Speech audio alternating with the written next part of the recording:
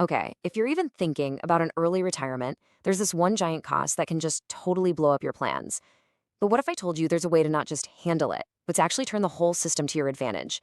We're talking about a move that could be worth hundreds of thousands of dollars. Yeah, let's get into it. First, you have to get your head around this number, $28,000. For a 60-year-old couple, that can be the annual bill for health insurance on the ACA marketplace if you don't get any help. And that's before you've even seen a doctor.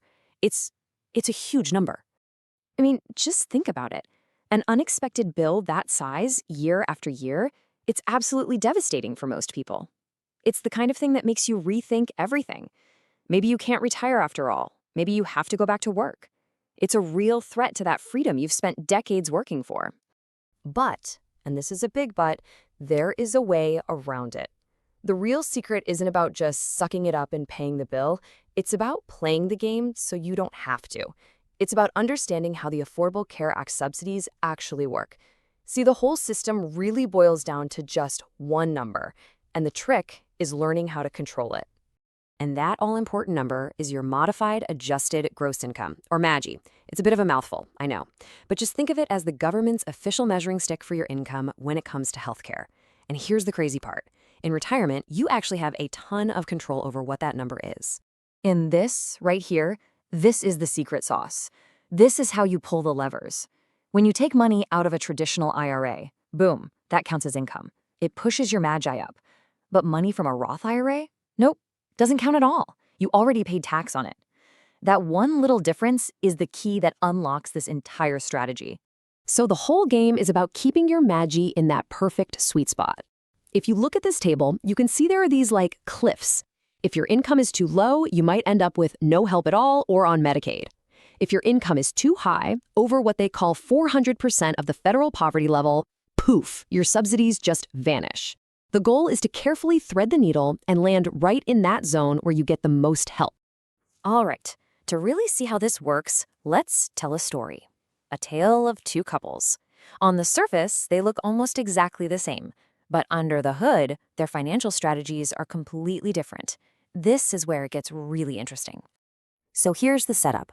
Both couples hang it up at age 60. They both figure they need about $100,000 a year to live the life they want, and they both started with pretty much the same amount of money saved.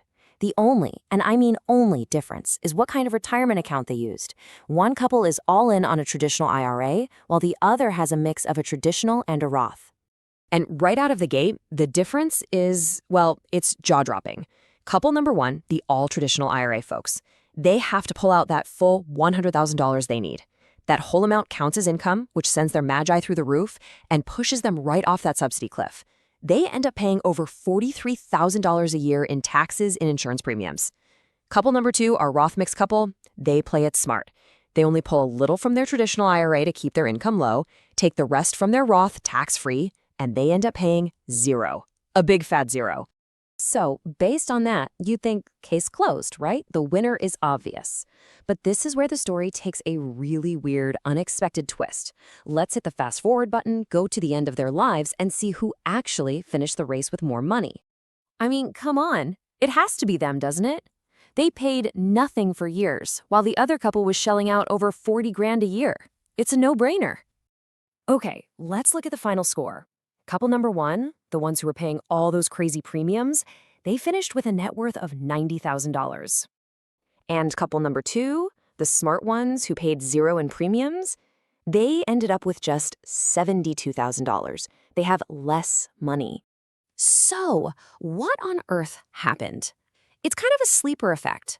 The traditional IRA couple got a tax break on their contributions for years. Then, when they retired, the standard deduction was so high that they ended up paying very little tax on their withdrawals anyway. It was a subtle advantage, but it added up. They came out ahead by about $18,000. But wait, hold on. That was the simple version. That's what happens when you just kind of let things play out.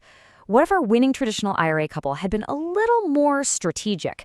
What if they'd made one big, powerful move right at the beginning? Let's see what happens when they go from just playing the game to absolutely mastering it. See, this is the difference between just reacting year to year and having a real proactive plan. This is about thinking 5 steps ahead to set up the chessboard perfectly. And here it is, the master stroke. In their very first year of retirement, they do what's called a Roth conversion. They move a huge chunk of money from their traditional IRA over to a Roth IRA. Now, yeah, they have to pay taxes on that chunk in that 1 year, but look what it does. It pre-fills their Roth account with a giant pool of tax-free money they can live on for the next few years. That means they can keep their taxable withdrawals, their MAGI, super, super low and get the biggest healthcare subsidies possible. And the result of that one move, instead of ending up with that $90,000, they finish with a portfolio worth around $370,000. That's a net gain of $280,000. It's not just a small win, it's a complete game changer.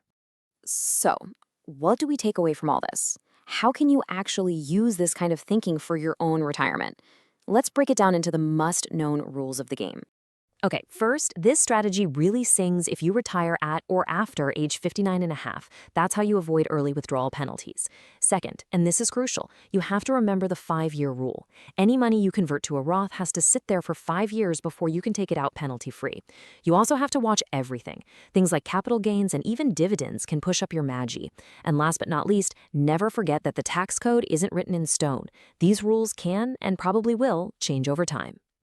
Now look, you might be thinking, is it right for retirees with a lot of assets to be getting these healthcare subsidies?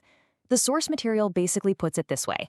The tax code is a complex mess of rules, and those rules are there for everyone. It's kind of like taking a mortgage interest deduction. This strategy is simply about understanding the system as it exists today and using it to your best advantage. When you get right down to it, managing your retirement is a game of strategy, and healthcare is one of the biggest pieces on the board. When you understand how all these pieces move, especially how your income affects subsidies, you stop being just a pawn and you start being a player. You actually get to shape your own financial future. The knowledge gives you options.